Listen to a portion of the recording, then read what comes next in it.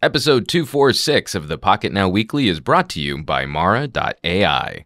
Technology has changed the way we run. Thanks to smartphones, now even casual runners can map their routes, create pump-up playlists, and track their progress.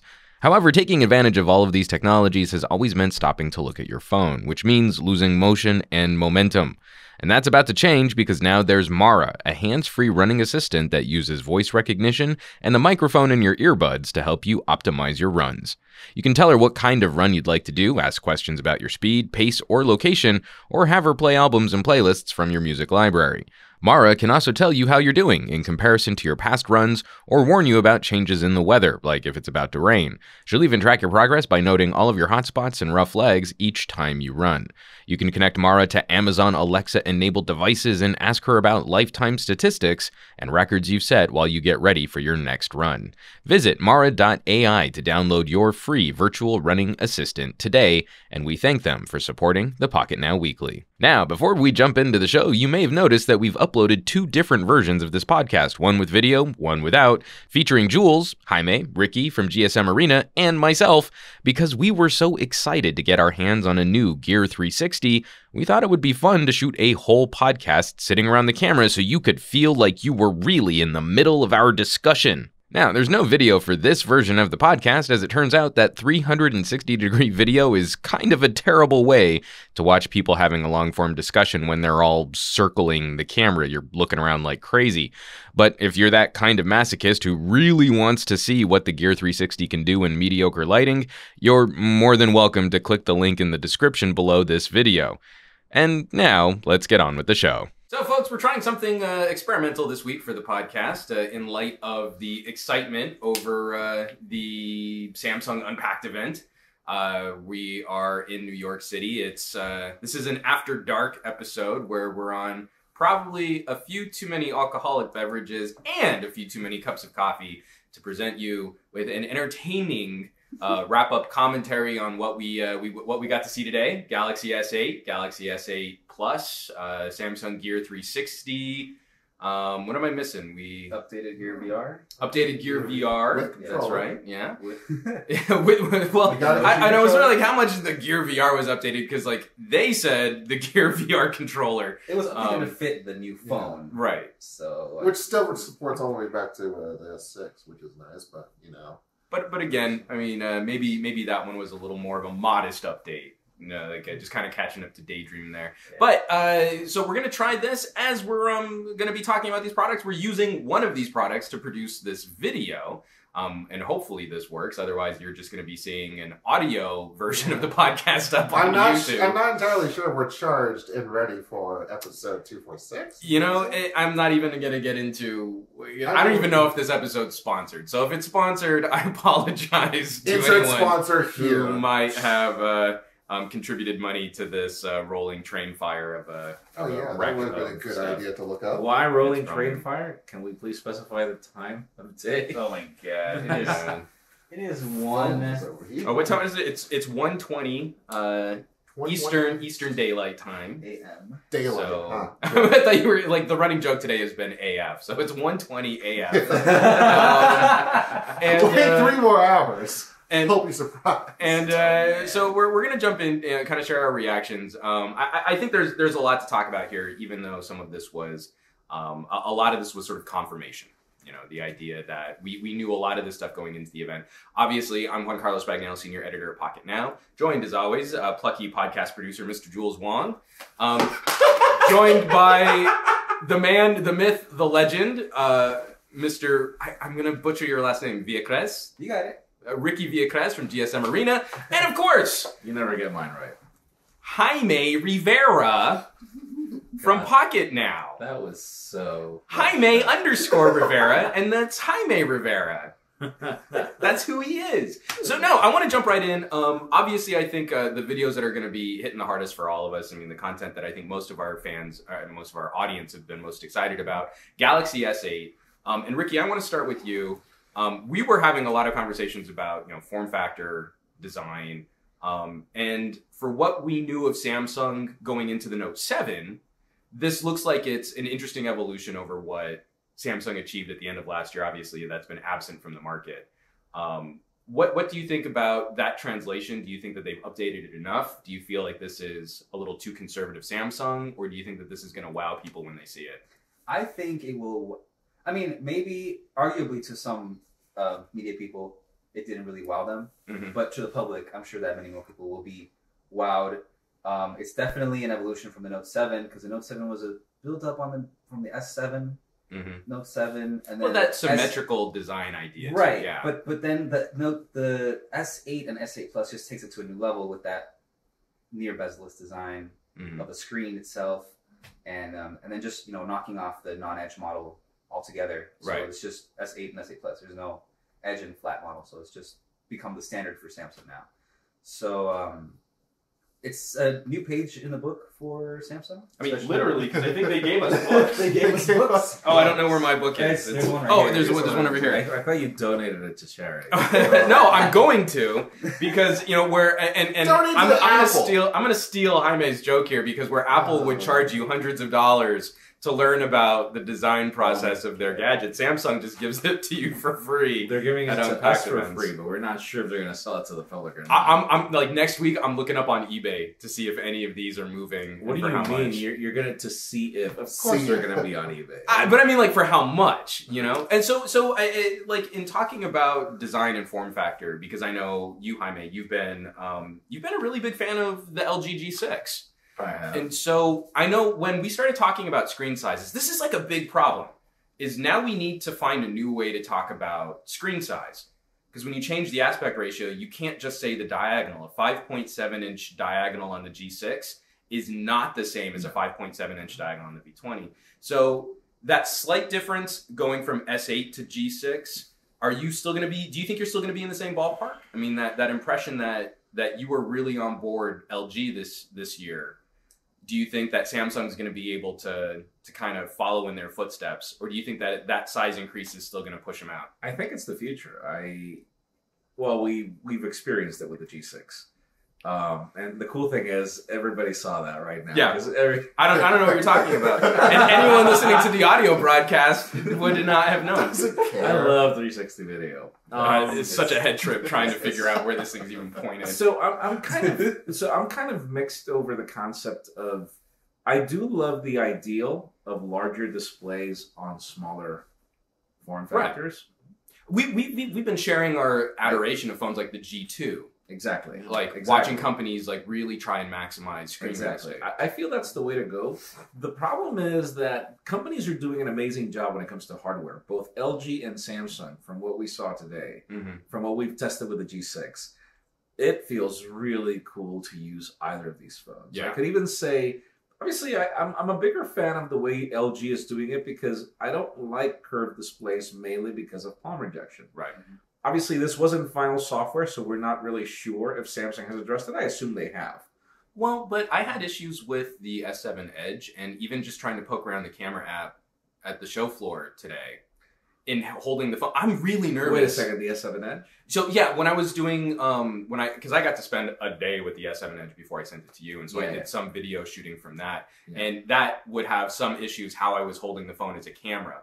And so I'm even more nervous. I never got to do the Note 7, so I don't know if the symmetrical design would have messed me up. One, I need to hold on to something for 3 or 4 really aggressive days of shooting photos and videos and rolling around in the dirt, and that makes me really afraid. That was my biggest disappointment. Again, I like the approach of LG because, LG proves that you don't need a curved display to provide ergonomics.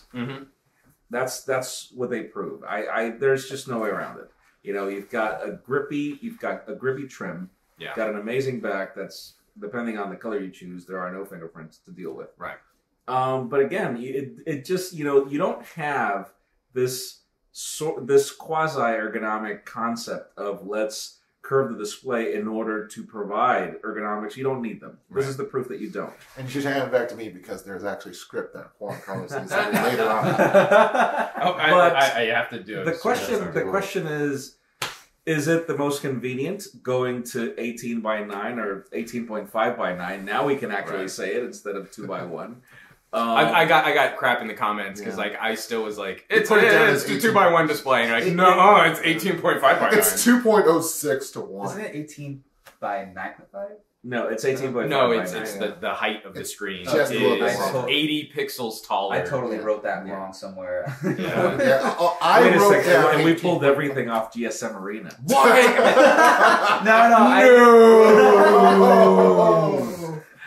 But Oh man. now the thing is, the question is, when are companies going to address the software part? Yeah. Because Apple is the least efficient when it comes to design. Yeah. But their software reachability is something that I use all the time on the Right. iPhone 7 Plus. I use it all the time. so much trouble trying to trigger the edge features on the S8 because it's Yeah. just that little pad on the side of the home screen, and I just kept one hand, come on, get out. Well, I didn't show the action on camera, Yeah. so I've got 2 video clips of the Edge features being out, and they're only there because I did it by accident. And then I was still rolling video anyway. I was like, I need this shot anyway, and I couldn't. I completely forgot there were edge controls. I don't think did it I. brings So it. did I totally forgot there were edge Yeah, controls. but I mean, like that's been since the S6 Edge. Like, I don't think it's brought anything to the table. Anything else besides? Yeah. Besides ergonomics, while we're still on the topic, I found it very comfortable to hold. It's amazing that we're still talking about, despite the fact that we're talking about differing acreage, Mhm. that we have a 5.8-inch screen. I'm holding it in my hand, and it's just, it feels comfortable. I can hold it, and it's comfortable. 6.2 inches, the S8 Plus. Yeah. I never thought that would be A manageable size, but yes, it's here, it's real, and cut to the B-roll. It's amazing. Well, I'm gonna make you edit. I was gonna say in editing 360 video, Yeah. I might be able to I think on this wall over here, I might be able to sneak in a few little video clips. We'll see how that goes. It's a different story using it. So because in following up on what you said about software, I think that's my biggest concern with this form factor change. Is we only see these companies sort of dipping their toes into maximizing that screen real estate. Otherwise, it's just a really tall screen. So LG's got the camera features. You can do the side-by-side square shooting. And Samsung has a few and they've got the video navigation tray. features. They've got the navigation tray. I ask myself this all the time, and I try to be as polite as possible, but I'm like, do you guys actually use these products before you launch them? I mean, have you ever tried walking, going like crazy on a metro station, Right. at a subway, trying to find your way? It's running to a gate at the airport. It's not until today that I learned that Google Maps had a way to zoom in and zoom out with one finger. With one finger. I had no clue you could do that. So imagine all those times when I'm dragging my laptop and gear and everything in the stroller, and I literally have to stop. Yeah. I have to stop and find where I'm going because, sadly, the software is not optimized for me to be able to do it with one hand. Totally. The only product I can do that with is the least efficient of them all, the iPhone 7 Plus. Because of reachability.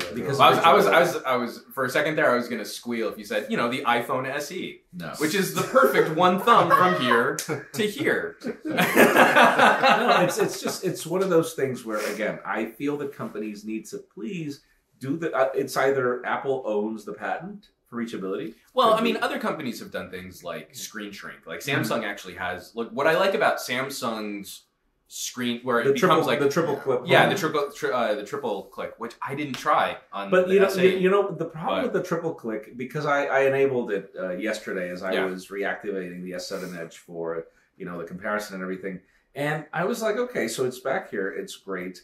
It's just triple click is kind of complex. So this is one of those things where why do I like the feature on the iPhone so much? It's just a double touch. Tap. It's a double touch. Yeah. And it just slides down. And it works way more consistently. The thing I like about the Samsung though is because we all make jokes about my stumpy thumb. Is that I still can't reach across the iPhone 7 Plus. Agreed. The full width of the screen. I can. Whereas if I can trigger screen shrink on a Samsung, I know I actually do have a one thumb interface there. Ricky, what do you think about some of the people that have been criticizing potential missteps? Like, I have concerns about the thin edges being able to hold onto the phone, but I don't think that's a misstep.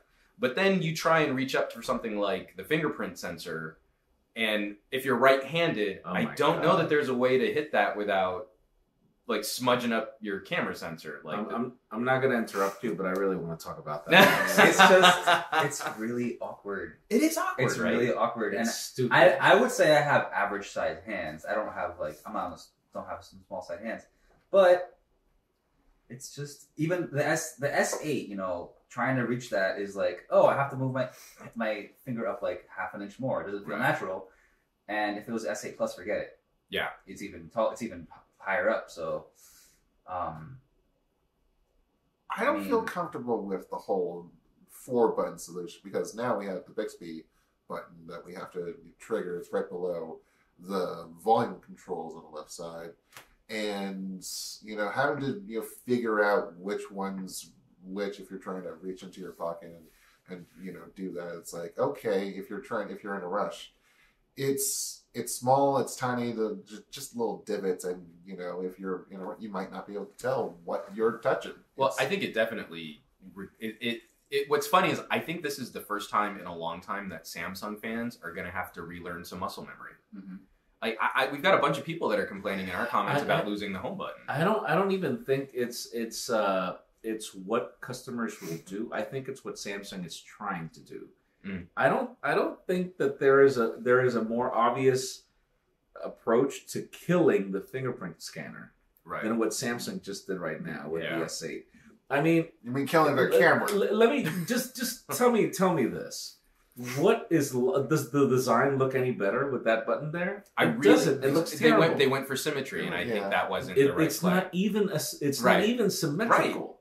I mean, I look at it, and it looks like if something is looking at you with one eye poked up and the other one, it's like, I'm like, oh, okay, like, if you were trying to follow the Mazda symmetry of the smile on the Mazda 3, and the reason why that car sold so much, I'm sorry, but you really screwed it on this phone. It's not for symmetry. It looks terrible. It is there to be like, listen, the button's there. And you even notice in the demo, when they're playing the whole demo during the presentation, you notice that the model, but it's actually a mock-up drawing. Yeah. The model has to re-handle the phone to be able to press the fingerprint scanner. So this is like, you want a fingerprint scanner? Fight for it. Because we've got something cooler, which is the iris scanner and facial recognition. And, okay, can I segue into these things? Or? Yeah, no, let's... Oh, wait, Jules. Please, Jules yes. So, I have one more thing to say also on the display. If I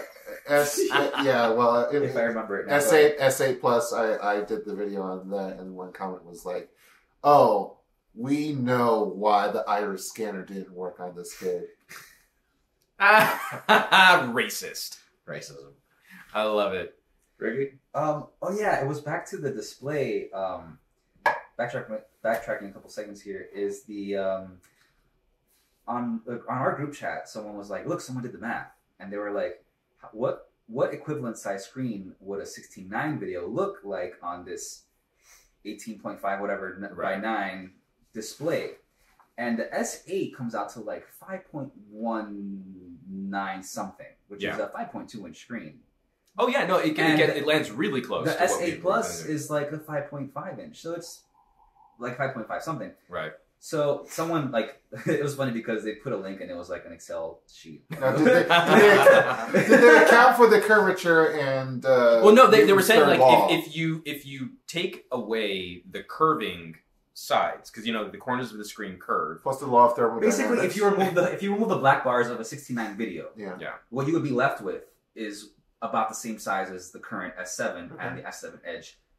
But so basically, what they did was extended the screen, added the black bars, and then they can say, "Oh, look, it's a 5.8 inch screen. It's a 6.2 inch screen." Right. I'm not sure what we're going to talk about in terms of people going into apps and being able to crop their video and to fill in the whole screen, and what that means for consumer, consumption. Consumer video. I don't know. So for example, when I got the G6, one of the things that I noticed first was, okay, so it's cool. You gave me a taller display.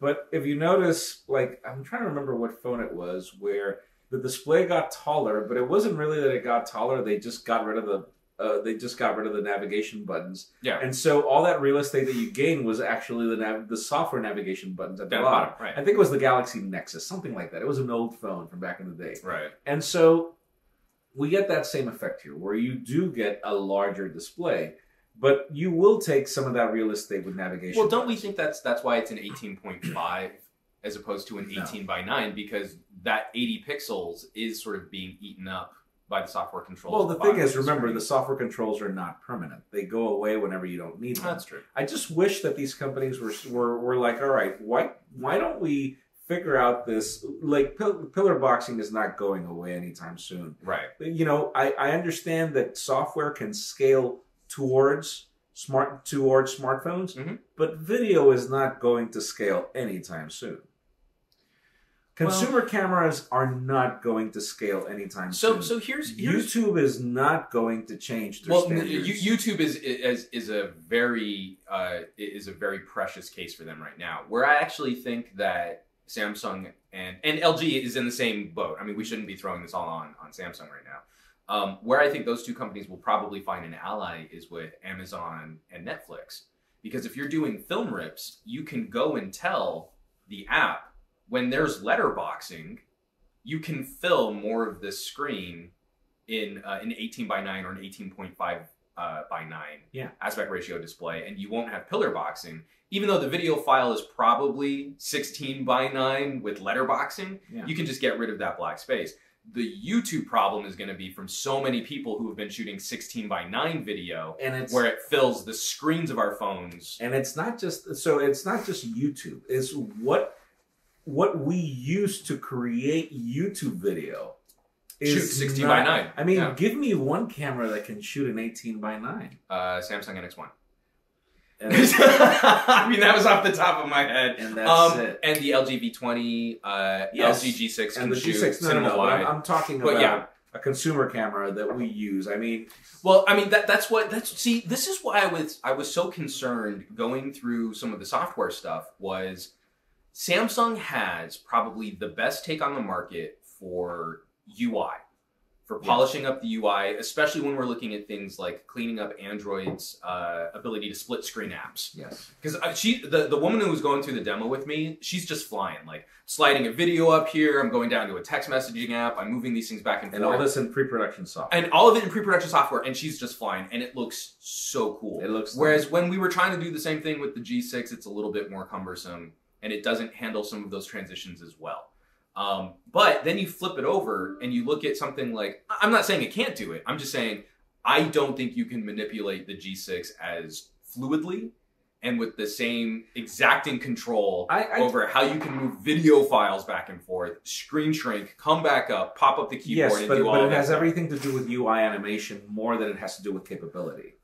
Well, I mean, those things go hand in hand, though. I mean, some of the fluidity issues, and like, for as much as I'm with you on liking the LG G6, I think we both agree it needs a software update. It does. So then again, you could have those PR representatives. I was actually happier with the pre-production, with the final one. You can have those representatives do drills, every day before. No, I get your point, Juan. I totally get your point. Please. But to the flip side of that is like, I open up the Samsung camera app and it shoots a 4:3 photo, which is not using any of the display.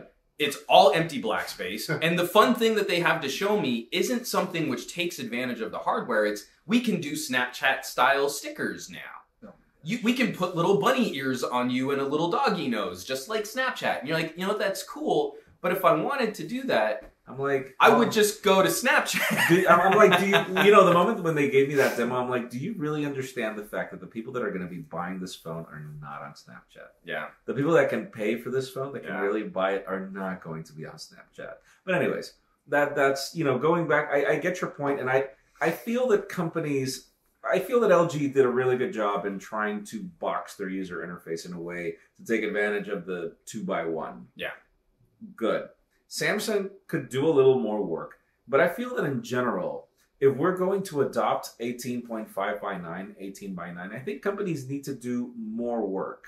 Oh, absolutely. And again, I'm serious, companies. The phone is beautiful. Both phones are beautiful.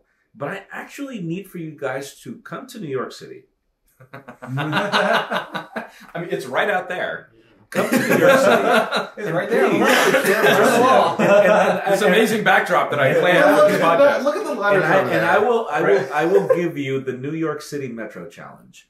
I will give you one of your phones, and I will ask you to please operate these phones. Yeah. Under the ergonomics that you say you offer. Well, we talked In about a real life scenario. We talked about doing that for a potential Pocketnow challenge. Like we would have a series. We would have a series of tasks that we would have to complete around like LA or New York. And you're like, the more we thought about it, it's like, there's no phone that could succeed in the tasks that we had the set iPhone up. SE. Well, yeah, I mean, it was like the closest one I thought of was the SE or like an old BlackBerry. And again, I'm not saying that this is not the future. I'm saying that please, I mean, I hate to praise Apple. I don't want to. their design, the iPhone 7 Plus is, the G6 and the S8 prove that the iPhone 7 Plus is terribly designed. It's a humongous waste of space. It's a humongously badly designed. I don't know. Am I allowed to say that, or is that copyrighted by MKBHD now? Could be. It's a wasted space. Sorry, buddy. Too much stuff. Too much. Sorry, no, buddy. Too little. Too much space, not enough stuff. Not enough stuff. The too opposite much. of the space bags. and so I, again, going back to the topic again, is it the future? Yes. Are the products there yet from a software perspective? Like, no, and not even close. Mainly going back to the topic of 4x3 photos. Yeah. 4x3 photos, and that's the standard. 4x3 is the standard. It makes the most sense when you're making the image sensor to maximize the sensor to the lens. Well, but it's the fact fine, fact that it's the 35 millimeter. Yeah, I mean 4x3 and 2x3. Yeah, it's pretty much the 35 millimeter shape. Shape. Film shape. And it's been that way for many years, and I don't think it's going to go away anytime soon. Actually, the industry will not catch up to this. Actually, I think if it does, we'll probably go to square sensors that then you crop. Because if you think about it, a square makes the most sense for digital. Yes. Because it would perfectly fit a circular lens. Yeah. Snapchat spectacles. So. Well, you get squares actually, that's not a terrible notion. It is. If you just did a high quality version of it, not the Exactly, Snapchat version of it. But no, tell me, I feel that software is what's needed. Completely agree. Particularly with the S8, I know you had a good experience when it came to flying. I had a great experience with the phone and everything that was the basic scenario of a hands-on. Yeah. Where we play with what they say that they offer. Totally. Those displays are amazing. I think they've knocked it out of the park in terms of design and hardware. They knocked it out of the park in terms of design. There's just no way around it. I mean, that Orchid Gray phone, I filmed, I don't know for how long, and never did I use the chamois to clean it up. Never did I use the chamois to clean it up. That was like when I was shooting with the G6, and it was like, I can kind of see fingerprints, but this isn't terrible. Yeah. It's like we finally figured it out. Yes. People how muted colors on their phones, apparently, with the whole metallic motif. It's like a little hint of gray. And like a little bit of a pattern, and you don't have to worry about smudges as bad. Before we wrap up with the Galaxy phones, because I want to get to some of their other announcements, and then just some of the other software features that they talked about. Ricky, I think we're already starting to hear that bubbling of like the more spec-oriented members of our audiences that are, well, yeah, it's going to get a Qualcomm 835 or the new Exynos chipset, so it's going to be more powerful. But we're still talking 4 gigabytes of RAM. We're still talking a 12 megapixel camera. We're still talking, some of these designs of batteries, 3,000 milliamp hour battery and a 3,500 milliamp hour battery. Are we worried that because of Samsung's response to the Note 7, that some of those, we take it for granted that Samsung's always going to be pushing the envelope on techie stuff, that some of this might be a little too conservative for Samsung fans out there? Well, they have to emphasize the techie stuff because that's Samsung, right? They're an everything in the kitchen sink kind of company. But did they? Well, and so all they said is we have a 10 nanometer processor. Right. They did not say what processor it was. I think are both processors. Both So this well, is. well, GSMArena says it's the Snapdragon 835. Did you cross check that on GSM Oh, Arena? yeah. GSMArena. So folks out there, if you haven't checked out GSM Arena, they're a terrific resource Yeah. for looking up specs on your favorite phones. Just so you know, this is the GSM Arena Weekly. And we are not sponsored by GSM Arena this week. We should. So from what I understand Uh-huh. is that most of the world is going to be getting the Exynos, and that select markets, and especially any market that has to play with CDMA, is going to be getting the Qualcomm chipset. Right. But that across the board, we're seeing that yields on that 10 nanometer process, that they're still not getting the numbers of completed chipsets up to the kinds of yields they would want to mass produce these phones. So there were rumors that like Samsung might hold the phone for a couple extra weeks. That turned out not to be true. It's going to ship April 21st. Well, they're just going to play the scarcity game. Yeah. You know, oh, we're sold out. It was already going out. to be, you know, I it mean, was already pushed back from a March launch. And I mean, Right. if it doesn't sound familiar to what a fruity company does, I mean, I don't Well, know. and I think this is like, I think it's 6 of one and half a dozen another. I think they legitimately are responding to market concerns, customer concerns over the Note 7. And I think that plays into a narrative that they can create scarcity at some of these shops too. But I'm sorry, just to get back to that question, because I'm kind of curious what your thoughts are. We exist with audience members that really do pay attention to that kind of stuff. Yeah. I mean, the visceral debate, and I'm sure you guys have to see it too, the visceral debates between, you know, like the 6 gigabytes of RAM on a OnePlus 3T versus a Pixel, and they both have Qualcomm A21s, and this one's obviously superior. Right. Oh, but that screen resolution's terrible, Hey, and the camera is this. Screw more. Screw Moore's law. Here's my take on that. If Samsung updated all of that, they'd have to one up themselves next year. Right. Yeah. So they have to save something to upgrade. Yeah. And But isn't that what we used to accuse Apple of? but that's what they do, and that's what Samsung is doing now. And with this yearly cycle of a new phone coming out every year, Right. there has to be some kind of planned obsolescence for the previous model. Yeah. So if the next model, you know, these phones aren't coming out every 2 years, and if they did come out every 2 years, we would probably see a significant spec bump. But I guess you could compare that to Apple's Yeah, like the major TikTok. releases. Yeah. Because the other ones are refreshes. Yeah. So in that sense, then that makes sense. Like imagine if Apple released iPhone 6, and then iPhone 7, Right. and then iPhone 8 I just every 2 years. But that's besides the point. Yeah. It's just that it was just that, you know, companies would have to save something for next year, I guess. So this is where I think Samsung might be a victim of their own success. Is because look at what we've gone through with Samsung from the S4 to the S5. Significant changes, enhanced water resistance, terrible design. S5 to S6, we lose some features, we gain much better design. Yeah. S6 to S7, we keep the awesome design, get some of those features back, Yeah. and where could they go So now with an S8? I mean, I kind of understand why the main Yeah. talking point was the screen. right. But now, like, I kind of feel like our audiences are getting hip to, this is an iterative update, this is a major update. You know, and so when you look at something like the S8 and some of the people that have been leaving comments on our videos, even though the screen is something radical, the phone itself still feels kind of conservative. I mean, there's no doubt the S7 Edge was a beautiful phone as well. Mm-hmm.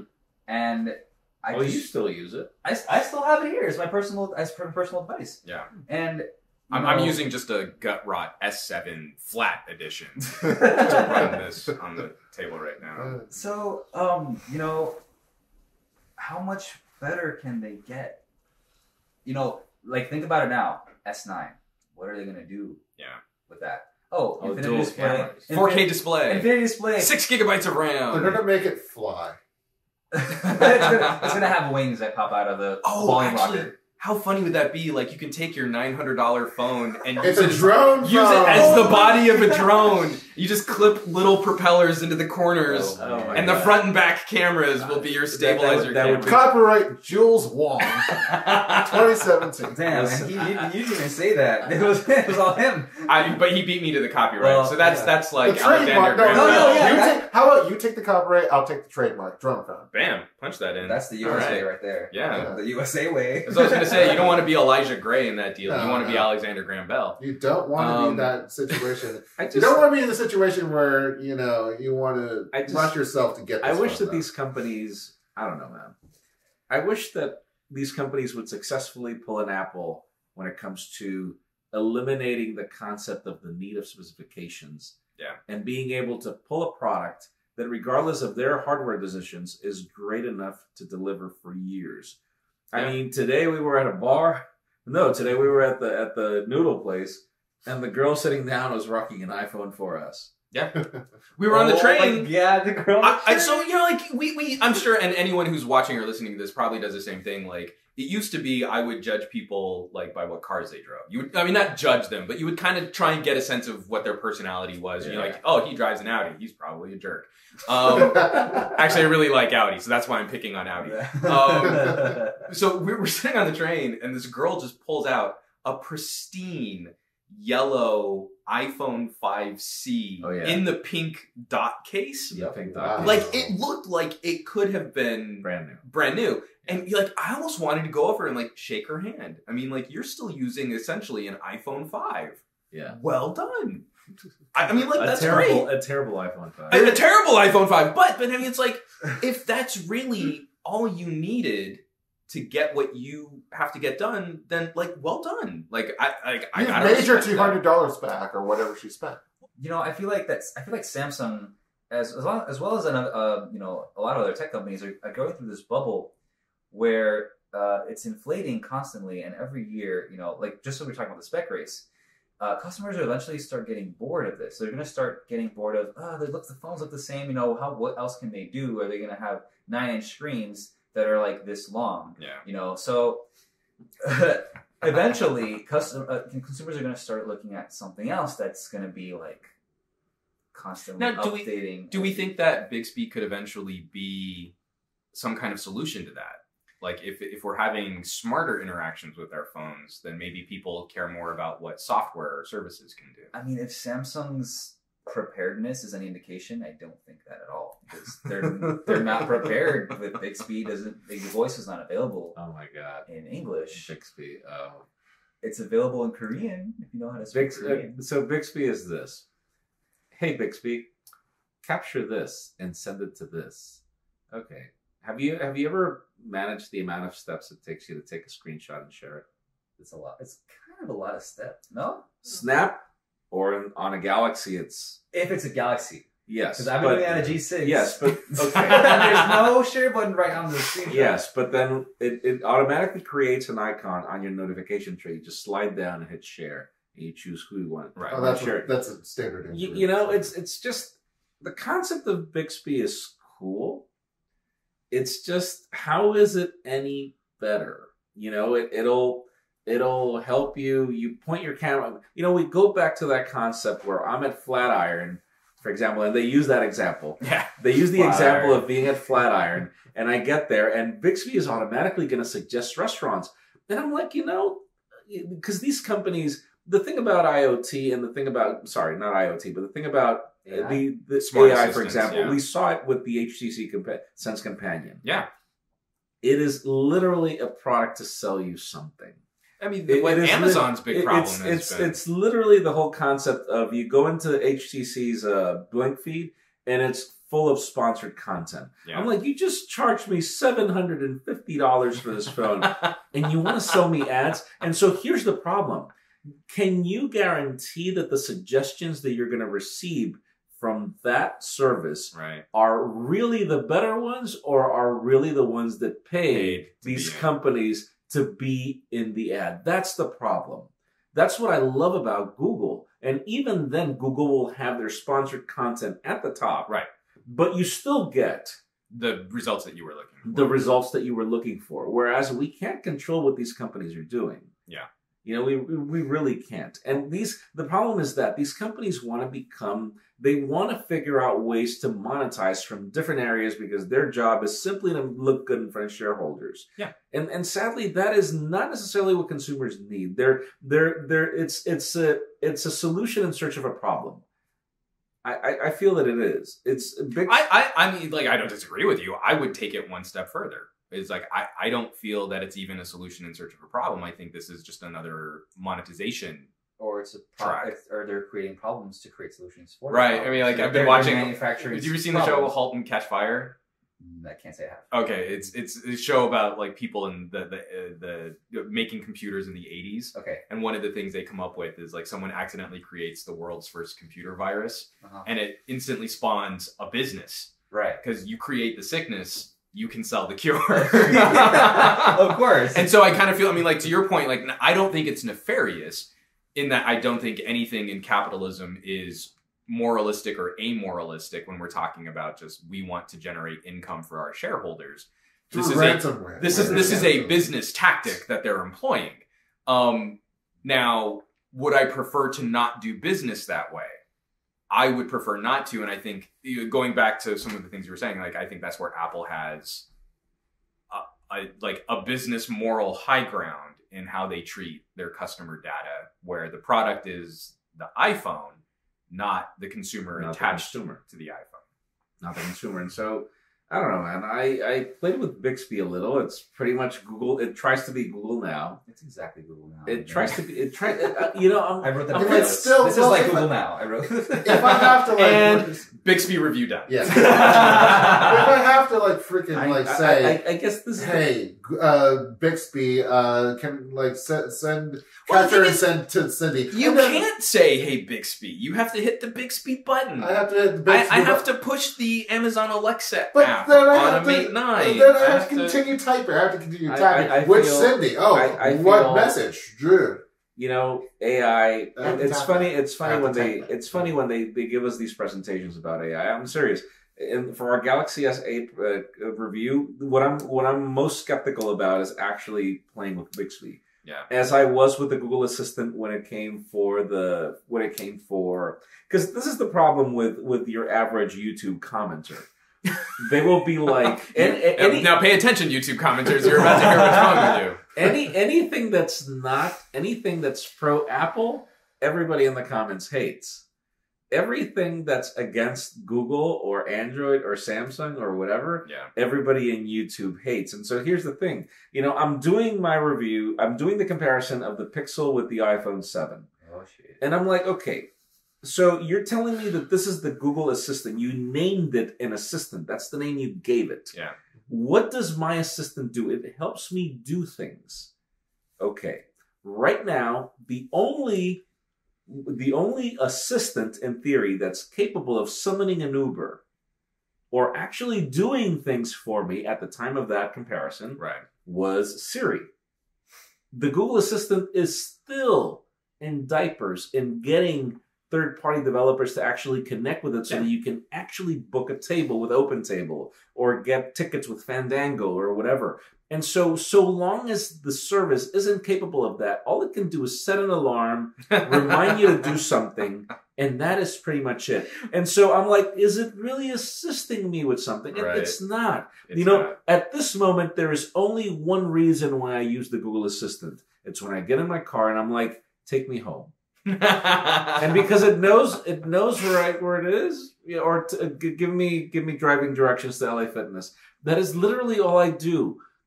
I don't use it for anything else. And so the problem with Bixby is that the fact that it's contextually aware, the fact that it knows what it sees on the display, does it really solve something for the user? Does it really do something? Well, so this is where, I mean, to play devil's advocate, because I agree with you. To play devil's advocate, and this is where I feel like even Google has made a tremendously serious misstep in how they've been talking about Google Now and Google Assistant. Especially this weird move from Google Now to Google Assistant, which, as far as most people are concerned, is kind of the same thing. It is. Just has a prettier interface. They just don't talk to each other. Yeah, and so that's really helpful. It's like messaging in Android land right it's now. It's still not all the way transitioned. Right. But that's a whole different conversation. So just, I mean, like, this notion here that Bixby, being a software layer on top of Android, created by Samsung, contextually aware, it knows what's on your screen, it can look up what's in front of your camera, it can sort things out more organically. hypothetically, that's their claim, and we have yet to be able to test that claim. They're also just selling us potential. Because a big part of what they're saying is that eventually developers will be on board. Eventually, it's going to accrue enough data about you to be better at making these recommendations. I'm still waiting for the Sense Companion to do that. And so, one, I kind of feel it's my role in getting to play with all these gadgets to inform people what these things do now today. Yes. Yeah. And that's really, I feel like, where we stop at, this is what you're spending your money on. Oh, but what about these other things that are coming to the... It won't come for when... right now, this phone... They might come, they might not come, but right now, today, this is what it does. We'll do a video if it comes out. If it comes, and maybe we won't. And sadly, from at least my experience, particularly with Google, is they announce what things it can do in Google I/O. They launch it with their launch product. Yeah. And then we don't get to see anything until the following year when they're selling you another phone. Yep. And whether or not we can even pressure developers, manufacturers to develop updates for the phones that are currently out on the market. But to your point, you've got Bixby. A big point of your review is it's like Google Assistant. Google Now. Or it's like Google Now. Yeah. So what consumer is ever going to go back when Bixby gets that hot update, gets a ton of new features? No one does that. It will be too late by then. By then, people have forgotten about it. Exactly. So the same thing has happened with Google Assistant. And I really feel, me personally, there is no evidence to support my assertion here that the main reason we have a Google Assistant was for Google to add some of these features. If they had just dumped it into Google Now, no one would have noticed. But by rebranding it, well, now we've got people talking about this new piece of software that lives in Allo and is a part of the Pixel and does these new things. Allo, what is that? But there wasn't anything unique You can to share documents on Allo now. But who cares? Well, wait a second. No. So It was just updated. Let me understand this. You review phones for a living. Let me understand, how can you survive in the life of Allo when you can't have your account on different phones? That was just like... Or that, I would was- like to be able to send my wife a text message through a computer with a The only keyboard. people I had on Allo when it first came out were other YouTubers or other Tech Yeah. YouTubers. other tech people. which it's our job to test these It's things. our job to switch phones every other day. Yeah. And reconfirming a phone number. Multiple times. Yeah. Reconfirming a phone number every time I want to log into Allo is not fun, and you lose all your chats. It is not even cloud saved. Yeah. So again, I think Google has a humongous problem in their execution strategy right now. Because look at everything that we've talked about: Google Now, Google Assistant, Google Allo. Their problem with messaging, where talking about a new feature has to wait for the newest version of Android. The only phone that's going to get that in a timely fashion is the next Nexus/Pixel. Yeah. And then 2 years later, Google is already announcing a competitor to the product that they announced a year before, which is only then just making it to a Samsung. Yeah. Okay, so anybody remember the launch time frame of the Pixel? launch time frame. It was October 21, first ships. Okay, months. November, December, January, February, March. It's about to be 6 months, dude. It's about to be 6 months, and how many companies are rocking Android 7.1 with the battery optimizations and everything that came out with the Pixel? Right now, I can name only one. OnePlus. Sony has... It has 7.1. Sony. The only other company that's rocking 7.1 right now is OnePlus. But who cares about Sony? Who Who cares about OnePlus? Oh my god. Who really cares about OnePlus? Honest to God. Well, but I mean, we were also sort of trying to, because we don't care about Sony, so We don't. Yeah, but the point being is, my God, it's a disaster. Yeah. It's literally a disaster. So, I mean, when people get frustrated, we're talking about like things that Apple does well. It's because I would like to see some of these companies start executing with their products in the way that Apple can sort of drive their own market. I kind of want to wrap up real quick because we've been sitting here for a while now. We've gone through a couple rolls on two different Gear 360s. This thing runs really well. I'm hoping this video is going to come out looking halfway decent for 360-degree video. And if not, there's the sound. But treated. it did start to overheat at 40 minutes, just under 40 minutes. So that's just something to be aware of if you're running really long. You think maybe getting a faster memory card in there might help. But it's also set to 4K, I believe. Oh yeah, no, I mean like it's shooting super high resolution video from 2 camera sensors in a tiny little body. I'm not saying like that's a deal breaker, don't buy it. I'm just saying to be aware, because I think if people are looking at this as an action camera, I mean like, you know, when we did our drive back from Vegas, we ran for 2 hours on a GoPro. But it was the memory card. But I absolutely agree. I think that'll help. And then I had it plugged in because it needed to charge. So it was charging while it was running. It's fine. I think it's fine. But we've all had a chance to play at least a little bit with the Gears 360. It's the redesign. It's the newest version of their 360-degree camera. And just real quick, I mean, like, Ricky, let me start off with you. What are your thoughts? I mean, they don't have the little handle tripod anymore. The overall form factor is a little bit smaller. So I like that it's a bit more discreet. It's significantly smaller. Actually, I have the other one in my bag right over here. But yeah, I do like that it's got a handle, which they can put a bigger battery in, because the other one had a slide-out battery. Yeah, that's right. And well, and I think that made the sphere bigger. Like, to have the engineering on that. Was it? I thought I saw it up there. I thought I brought. Here, I'm gonna walk around. Yeah, this is gonna be an This is excellent 360-degree video because I'm actually walking around. I probably just your socks are on. I can't. Yeah. Oh, and they can see my socks. I don't think I brought it. I don't remember bringing it. I could have sworn you had it like in the kitchen because we were trying to figure out the app. New one. No, I mean I thought you had your old one out. Nah, I didn't okay. have it. Nah, brah. Nah, brah. We're gonna show off all 11 billion I did not bring it from the event But- because of the box. But I've got a gripe. Okay. Because it's not the runtime. I think the runtime is adequate considering what it is that we've been running this thing through for so long. But the way that it pairs with phones that are not Samsung. So this is still pre-release. We're running on a beta app. I mean, I've got it connected to a Galaxy S7. You were using an S7 Edge. Mm-hmm. But it requires Samsung's accessories protocol with a whitelist of only Samsung devices. And eventually it's going to get support for the iPhone. But I feel like a peripheral or an accessory that can connect to an Android device, this is an opportunity for Samsung to reach out to people who are using other phones. Whereas instead, I feel like they're using it as an accessory lock-in walled garden kind of thing.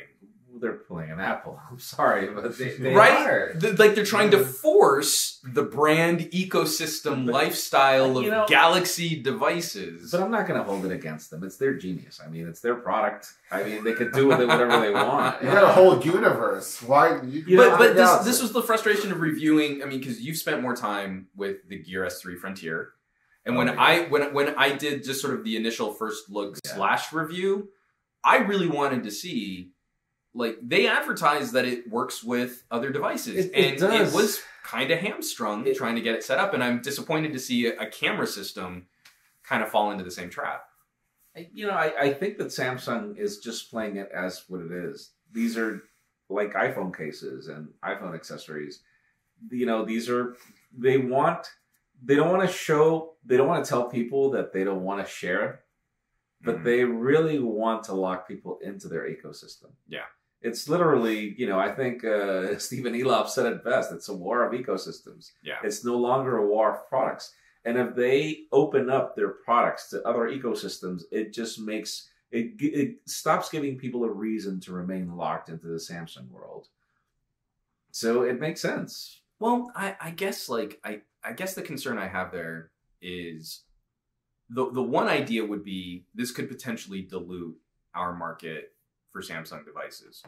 So someone might own a Galaxy phone, get this Galaxy camera, and then not be afraid to buy another Galaxy phone if the camera works with an HTC or works with an LG. Mm-hmm. But my feeling is, even like looking at what we saw from the Note 7 debacle, no one went out and got LGs. No one went out and got HTCs. They went from a Note 7 predominantly to a Galaxy S7 Edge. Or a Note 7, and they still have it.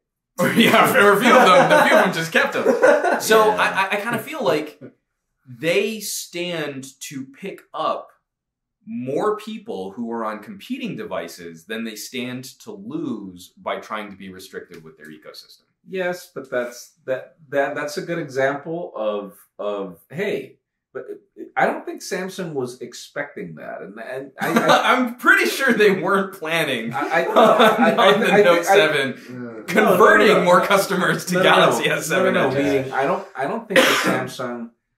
I think that this was the perfect time for Samsung to realize just how loyal a customer base they do have. Yeah, wherever they do, which is great. It's awesome. The thing about it is, regardless, they are trying to build an ecosystem. Why launch Bixby?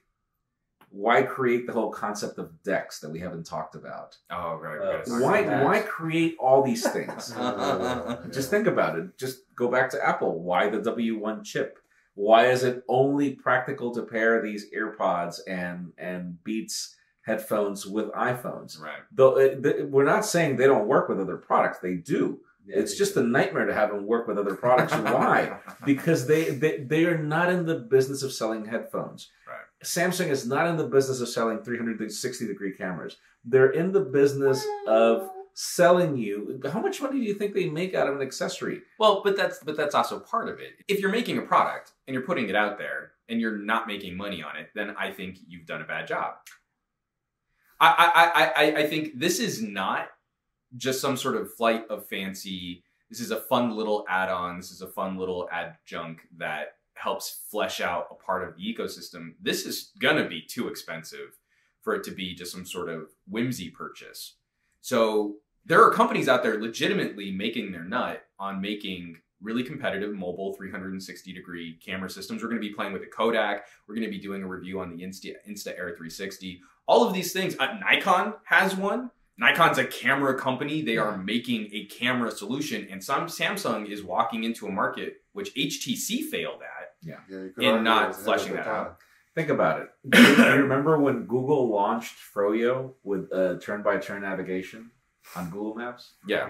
How long it took for Google Maps to reach the iPhone with this functionality? Listen, it's, this is the war they're playing. Was Google Maps making money? If you think about it, I do know of companies that actually pay to be able to use the mapping systems of Google, GPS tracking companies. But Google actually did not start charging for the usage of maps until like 3 years ago. Think about how long Google Maps has existed. Yeah. So it wasn't really a project to make money in the beginning. Right. But it was an immense login. Nobody could imagine navigating around New York City without Google Maps. But the main point that I'm getting at is Google's product is data. Samsung's product is hardware. Samsung is not a services company. They kind of... And I just think this is backwards. I think it's backwards if they're saying, like, we're going to try and lock people into this ecosystem with accessories so that they'll buy more phones. I think they stand to sell more phones. Every company is all about using data for what? They want to take it in and then they want to put it into something, whether that be for ads, whether that be for other peripherals. I don't disagree with that, but looking at Samsung's financial sheet, looking at their quarterlies, however much money they're making on data, information, and services pales in comparison to the quarters that they represent with positive growth on smartphone sales. And that if they have an accessories division and their accessories division is losing money or they're not making money on it, then they're making crap accessories. Just because they're not spending enough money on it, relatively speaking. Listen, they've got the R&D. Doesn't mean they don't have the results. They've got the R&D. They've got the potential. And they want to create an experience. They want to create an experience of owning Samsung products. Again, Google Maps did not make money initially for Google, but it locked people into using Google services. I get that. And these businesses are not going to make money initially. How many companies start? Facebook. I mean, how many companies started as venture capital funding?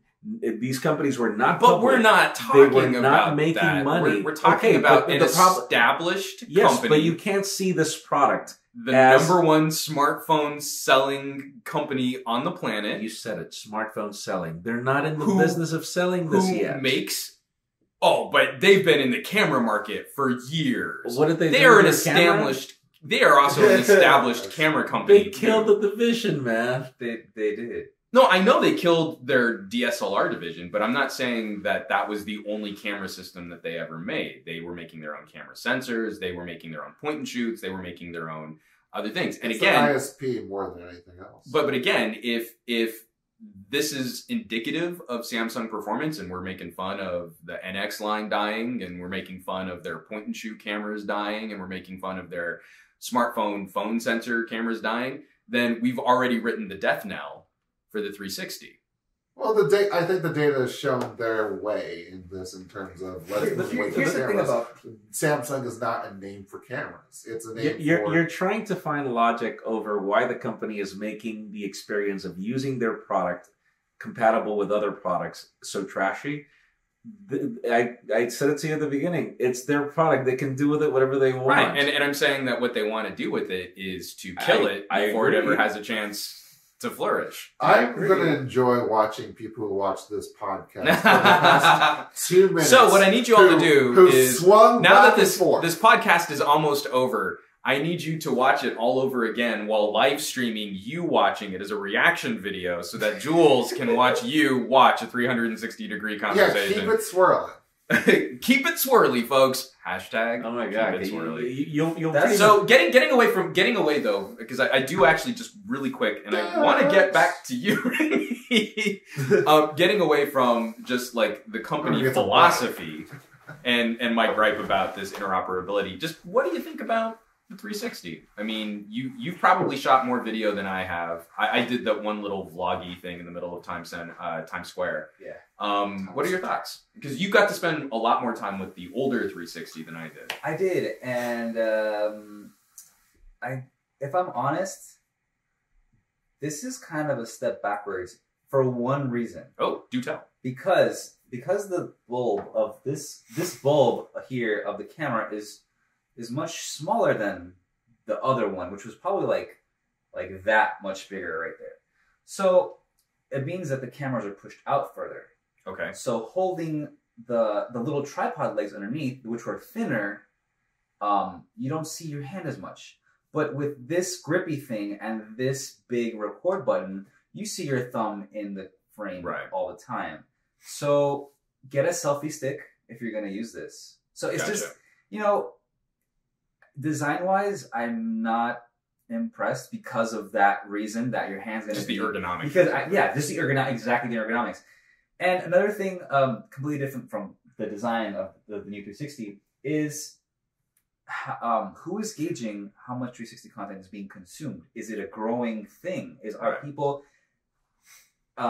exponent, like right now, are people increasingly watching more 360 video, or is it just something that's novel that they use with their bundled Gear VR that they don't use after 2 weeks? Yeah, or their LG friends. You used it for 2 weeks. I still haven't used it. It's like my daydream was used for exactly 15 minutes until I was afraid that it was going to explode on my face. It was so hot. So then I stopped. Yeah. So I mean, like, because I try to find novel things to do with technology, and I respect the content creation that's going up on YouTube. Yeah. And I actually do have. I started one of the bigger 360-degree photo and video clubs. Not clubs. What's that word? It's Clicks. 2:43 in the morning, and I can't think of. On Google Plus, you have Circles. communities. Okay. And so it's got all of like 200 members of people that are out there, like basically just pimping their own 360 videos and stuff. And again, I don't think we've gotten beyond. When film was first invented, you would go to a movie theater to watch a static shot of a train rolling by the camera, and that was the most amazing thing that people had ever seen. So let me ask you a simple question. A simple question. What is it? If you were to, would you be willing to pay $700 for a pair of shoes that would be obsolete the following year? Well, I mean, obviously, no. I feel like I think that Apple, it's so ironic and it's so stupid, but it's so true. the software update concept that Mhm. Apple plays is probably their most genius move into becoming a lifestyle brand. Genius pun intended.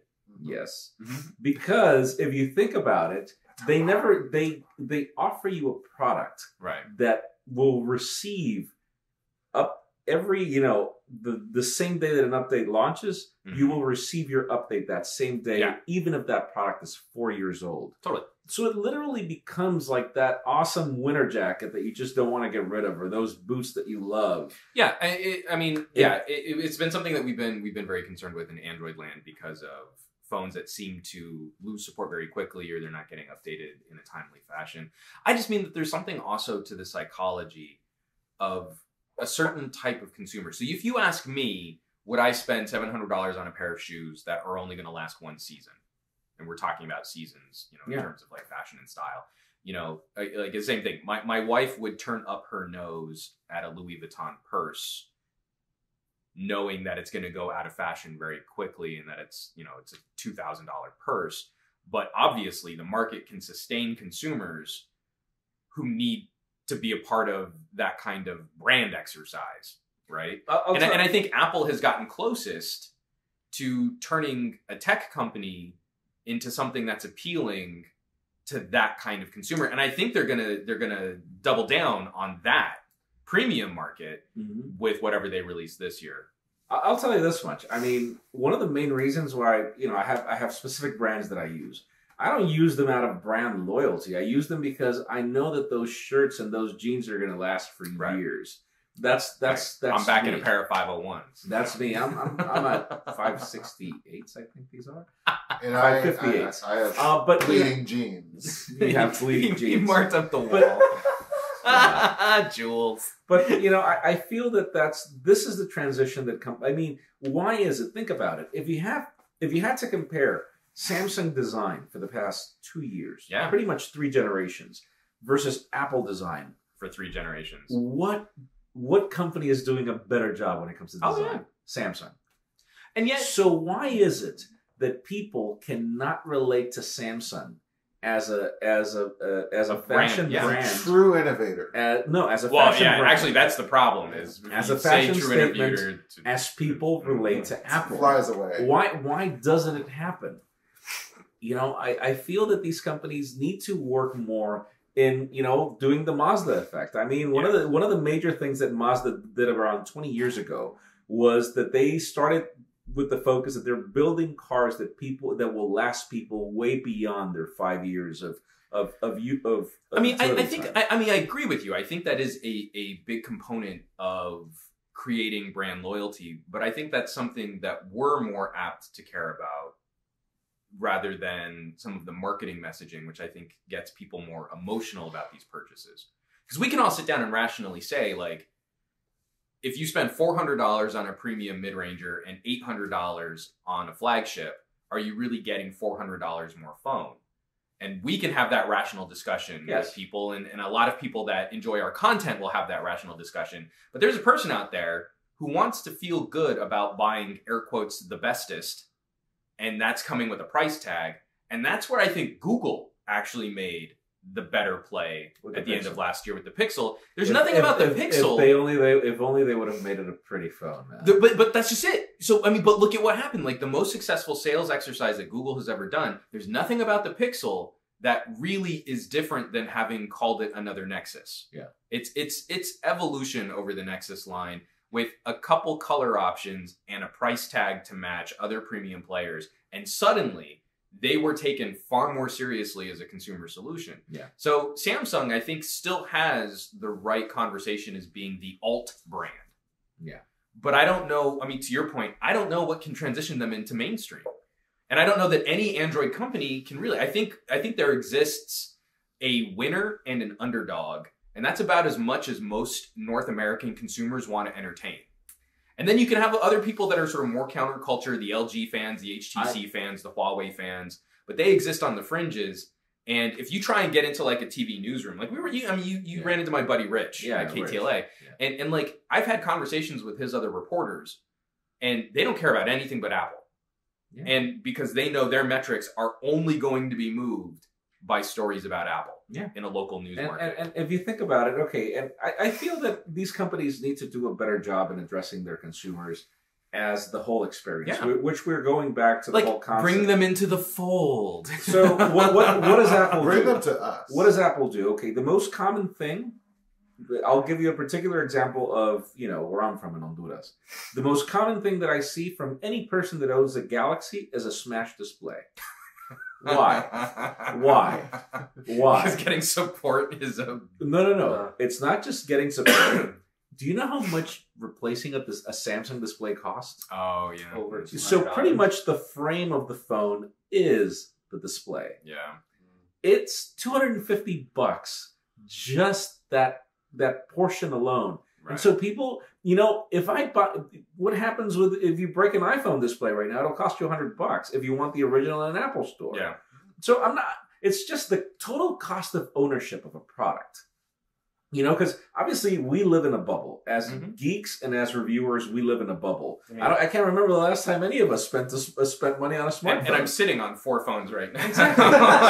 so we're really, probably the worst case to judge. But if we look at the average consumer, those other 8 friends that we have that aren't techies, not the 2 friends that we have that are, those other 8 people, there are some that are focused on the brand. And, it's hip to have this, and everybody has one, and I'm going to have it. But then there is another very big chunk of people that just see it as a total cost of ownership. Right. How much am I going to spend? Where am I going to get the best support? How, and probably they will jump. They will try. And many of them did with the Galaxy S4. Oh, yeah. And then a lot of them went back. And then a lot of them went back. And so, and what I think is so interesting is that how this narrative has almost completely reversed when it comes to, say, the Chinese market. Yeah. Where Apple doesn't have that reputation. They don't have that total cost of ownership when they are priced in exceeding premium prices. We covered a story recently where shares in the smartphone market in China, that Apple's share is diminishing. That they're still being built up, they're still selling well with refurbs of 2-year-old phones, but that their overall chunk of the pie is getting smaller and smaller. And it's no big surprise when you've got home players like Huawei and Oppo and Xiaomi and ZTE that are making phones that look just as good and almost identical. And we know how companies do business in China. If it's a Chinese company versus an outsider, that. For those local consumers, I think they genuinely are significantly better buys. And if you're Shenzhen Bailey, then you can also sue Apple for patently ripping off that was dismissed. that was dismissed. But I don't know. So Ricky, why do you hate China so much? Excuse me? Tell me. Come on, dude. Come on. I feel you remember when we said no. I feel that making a pretty phone is not the only step that companies need to make in order to gain brand loyalty. So and that's I think and to kind of put a bow on this, because I do want to move on to a few of the other things. I have more to say about this one, but go ahead. But to put a bow on that idea before Ricky has his say, I think a lot of companies have missed. I think Motorola falls into this. There's cool and there's more stylish design.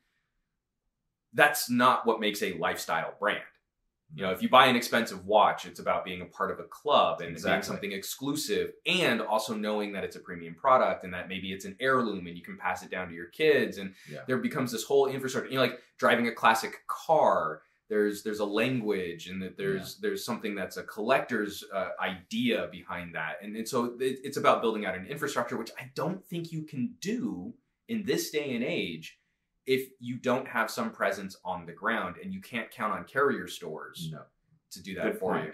Good point. Every one of them has been shrinking shelf space just because they don't want to focus on having too many phones and cutting their losses. Oh yeah, keeping inventory. Well, and when you know that, like, if you go into a Verizon or an AT&T store, that those reps are probably getting bigger spliffs on accessories than the phone sales. Oh look, it's like Samsung and Apple, and then the back of the store, and then something over there. So I'm sorry, Ricky. No problem. So back to what you guys are saying about lifestyle products, and there's like a lifestyle brand, and how this phone has this product to go with it. Samsung did something that I really liked last year with the Note 7. they had their like collections. They had like explore, create, and like what was the other one? It was like be active. Like it was like the workout with the Icon headphones that had the heart rate sensors in it, and the watch. The Fit was part of that, and then like they had these I think 4 collections, and I really liked that because it really made Samsung look like it gave them like a more like a variety and like a lifestyle kind of thing. But this year they kind of stepped backwards when the only thing that they were talking about like working together was smart home, which a lot of people still aren't really on board with. Bixby is supposed to glue together your life and make sure that. Well, and actually, that's kind of a good point to switch over, and let me like throw it right back to you, Ricky, about I'm concerned personally, and not a lot of people will share my concerns, but that when we start talking about like VR, AR, and now when we're starting to throw around IoT is this hip buzz term, that this is the potential to become the next 3D TV. That consumers are getting burnt out on first generation products, which don't really do what the companies advertise the cool factor of, oh man, you can plug this in and it just connects to your Wi-Fi and it's so easy. Now you can control your lights when you're away from home. That's about it. And maybe that's about it. I mean, I've been dealing with like web connected webcams that do not do what they advertise they can do. And so it only takes 1 or 2 experiences like that from a consumer to say, well, this IoT is BS. Yeah. And it's not cheap. And it's not cheap to make that mistake. It's not cheap, and the level of fragmentation is insane. So now, aren't we? I mean, like, okay, so I was about to put like a judgment on this, and that was the wrong way to phrase this question. Like, and Ricky, tell me why I'm right. Yeah. So in my concerns, at least consumer facing. And especially for consumer facing, because that's what's really driving. If we're going to have this cool stuff, you have to have consumers on board. Well, I mean, everyone's talking about 5G backhaul and supporting this with cellular street lights and all that stuff. It's 2:15 in the morning, and I almost just fell asleep when Jules said 5G backhaul. Yeah. Oh man! So I'm definitely indicative of that subculture. I completely lost the train of thought. So we've got Samsung hyping Bixby, which is the software layer. It's on top of the Galaxy S8. It's going to be eventually some kind of smart assistant add-on, adjunct, the evolution of S-Voice, whatever we want to call it, to hinge their only lifestyle umbrella service as a part of a piece of software which isn't finished, we couldn't play with today, I feel is maybe setting consumers up to get burnt out on something that doesn't even exist yet. So, I mean, like a part of this is like, look at the terrible experiment that we have for this, and people are looking around this conversation, and it's probably not going to work. This is not something that we're going to do a lot of for a podcast, but that's also what's so crazy about 360 is just like when we invented film and we were watching trains rolling by, it's like, we need to wrap our brains around every aspect of video production for what we're going to do with a field of view that wraps all the way around. And so even just for this, like I'm in the middle of Times Square, I'm shooting a vlog. First comment on that vlog isn't, oh my God, I can look all the way around Times Square. It's, man, look at your weird crab claw hand that's holding the camera. And you're like aim more with a bullet. And you're like, I'm trying, but there's no, I mean, it's an ergonomic problem that we already talked about. So, 360 video, we still have to figure some of those things out. But will people be patient enough to follow us on that journey? Or are they going to pick up their Gear headset once, pick up their LG Friends camera once? Oh, it's kind of weird, so now I'm done with it. Yeah. And then 360-degree video becomes the next 3D TV technology or IoT buzz. Like, for example, Jules and I are currently right at probably the stitching of this video. Yeah. But anyway, I was going to say, like, 360... The idea of 360 video is such a new concept for the film industry. Yeah. And I would love to see content creators make something really, really creative out of 360. But watching it is not going to be with VR headsets. That's not the way to watch 360. I see it as it has a really good potential, but everyone's just like ping-ponging it back and forth right now. Yeah. So... what I would like to see, like we are, exactly. So what I would love to see is some kind of a 360 projector, where you could even go to you want a holodeck. That would be really cool. Think of this. a 360 theater. Yeah. Where you're probably, I guess, depending on how you would design it, it would be either a swiveling chair that you could swivel yourself, or the chair would swivel as part of the film production or whatever it is. That would be mind blowing. Yeah, but we're not anywhere near that. Right no, I mean, I agree. I mean, like, I think it's the holodeck idea. It's like I don't want to have something strapped to my face. Like Daydream runs too hot. I don't want to like have to hold a phone for any longer form narrative. Yeah, because that's just going to get obnoxious if there's something going on. It's still immersive. Yeah, thank you Frontline for all those documentaries. I think that LG came up with a good solution and they dropped it, which was their 360 headset. You didn't have to snap a phone onto it. It was simply a plug and play. It was a plug-in, and these were simple glasses that you put on and you took off. I wish that LG would have continued with the concept, because my biggest problem with VR is the whole thing like snap up, connect, throw in, hold on, activate user interface first, snap on, connect, put it on my face. Oh crap, it's heavy. Oh, you have to unlock your phone. Remove your phone from the headset. Oh, let me shift it around so I can get some headphones in here too. And so it's just the experience. There's no other way to consider it than cumbersome. Right. Cumbersome. It is totally cumbersome. Well, it's awesome. I mean, I would really love to see the Taj Mahal. I mean, I would be totally in favor of using VR in things like discovering new places, discovering new things, experiencing things. But I think that 360 video is not for everything. 360 video is not for humans. It's for crabs. It's for because they have the eyesight for that. Okay. We view like our natural. The thing is, I'm not looking at all 360 degrees at once. But do I look like a crab? So this while his face is stitched down the middle of the camera. Exactly. On the floor. But we're humans. We have this degree, 120-ish degrees of view, and that's what we're born with, and we're not really used to. We can't fulfill. But here's the thing. I mean, like, you play video games, right? Yeah. Well, video games are 360-degree videos. Technically, but you're viewing 120 degrees of it at a time. Right, and so you're viewing even less of that at a time when you're watching a 360-degree video. Yeah. I guess you could think of that as a shoe. The shoe's designed to go one direction. The shoe doesn't have, like... You use your legs to turn around. The shoe is not two-directional. I feel like this metaphor is way not working for 3 in the morning. So here's the thing about like to your point for 5 in the morning. Your point to something about like 360-degree video isn't for everything, and I agree with that notion. But one of the most important things that I think we need to look at, just like with 3D for films, I feel 3D can be an invaluable storytelling device when it's not used by last generation's filmmakers. Because they work in 2D ideas, shallow depth of field to highlight your subject, a certain style of editing, which doesn't work for 3D. In 3D, I want to explore the depth of the frame. I want that diorama effect. I don't want something just poking me in the eye from the screen. I need several cardboard layers on top of this palette. So when we're looking at this, like, I feel something like immersive AR video, VR video, 360-degree video for the next generation of filmmakers, there's some simple ideas that need to be thrown away. In film, you highlight certain scenes through editing. If you cut the world away from someone, you remove the emotion. In 360-degree video, that is extremely jarring.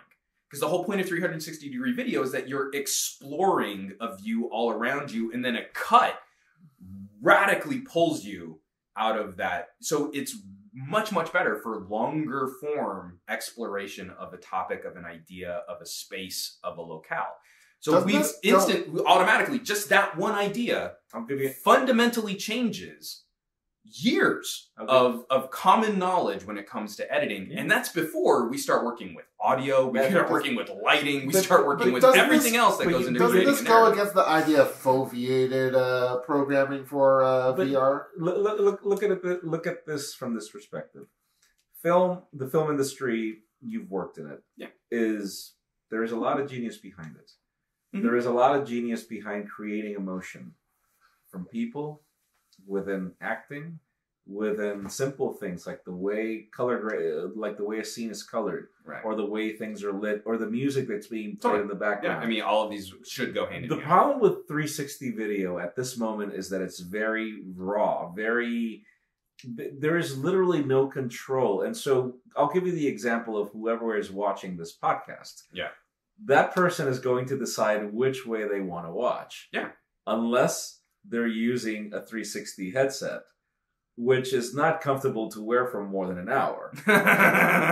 And we've talked for longer than We've that. so it's one of those things where I feel that these are the growing pains that each technology has to go through.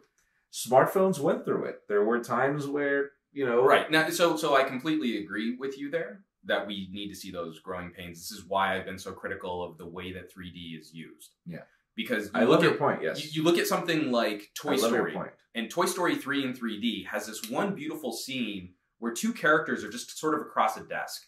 But they use that 3D depth to make it feel like there's a gulf that's insurmountable between these two characters. Yeah. That contributed to the storytelling. It wasn't just, there's a depth effect, waka waka. There was a reason and a purpose why you wanted to create that feeling, that sensation, and that you could pull them apart. And it was a metaphor. It was a metaphor using this technology. So what do we have like that in 360? We don't need to relearn these lessons. We just need to look to the video game industry. If you pick up a game like Half-Life 2 Episode 2, it's one of the most cinematic games of my entire game playing career, especially when you get to the Strider battle at the end and you have a town that you need to protect and you need to get into a car. Filmmakers need to seed the idea of we have control over exactly what you're going to look at, but that doesn't mean that we still can't tell an immersive story. And this is where I feel like video games and film will actually find some kind of meeting of the minds, because video games have already figured that out. In Half-Life, if you don't want the exposition, you can walk away from the characters talking and go look at anything else that you want to look at. You are never stuck in a cutscene. Yeah. So in 360-degree video, I still need to be able to tell a narrative.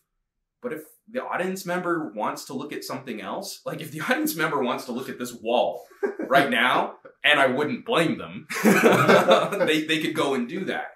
And so that's what I mean is like those metaphors or that idea, the common knowledge of how we tell a story or how we edit needs to be thrown out. But we don't need to reinvent the wheel. We don't need to start from scratch.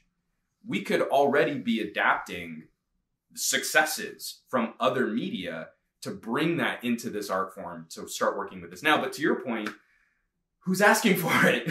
What's the audience for it? Who wants to consume a piece of media like that? And I kind of feel we have a chicken and the egg problem. Is there a market for it? Like, that's my main question. Really. And I feel like there is no good answer to that, because if we had that content, I think people would really be interested in consuming it.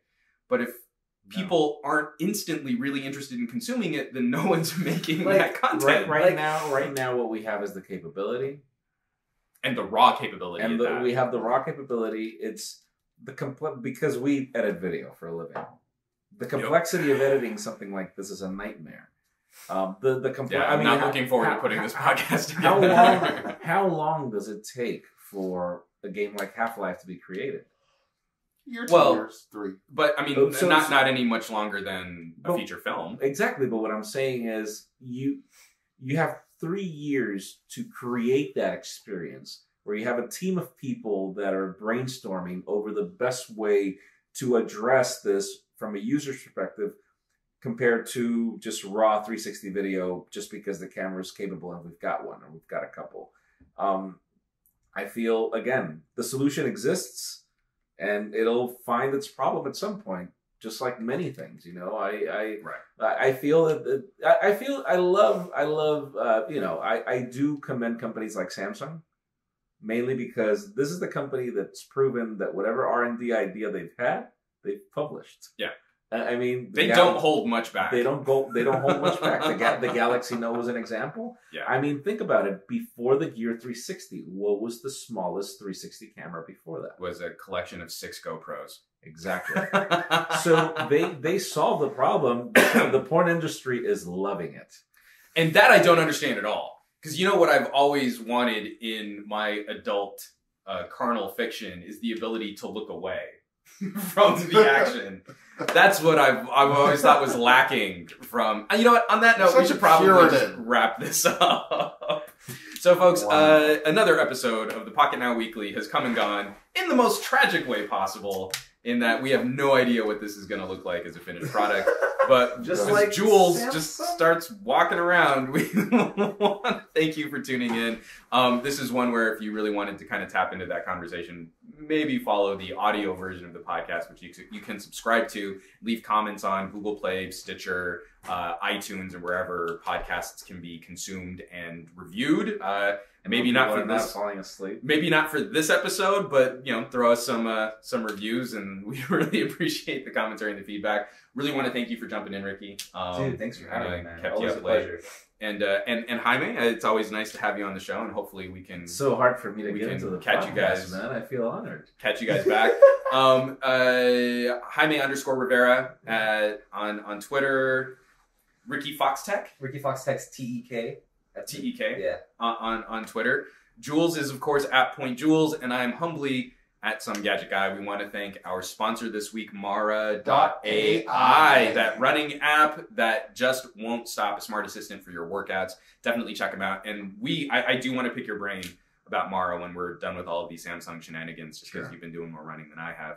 And folks, as always, subscribe to the YouTube Pocketnow channel, the Pocketnow YouTube channel, for our full coverage of the Galaxy S8, the Gear 360, Bixby, and Dex, which we didn't even get a chance to talk about because we were rambling too much. We've got a ton of videos out where you can catch what's going on with Samsung Unpacked. Some really exciting stuff. I hope you check it out. And folks, we will catch you all on the next podcast. I went to bed. Bye. Jules, don't break something. I think he just woke up the downstairs neighbors.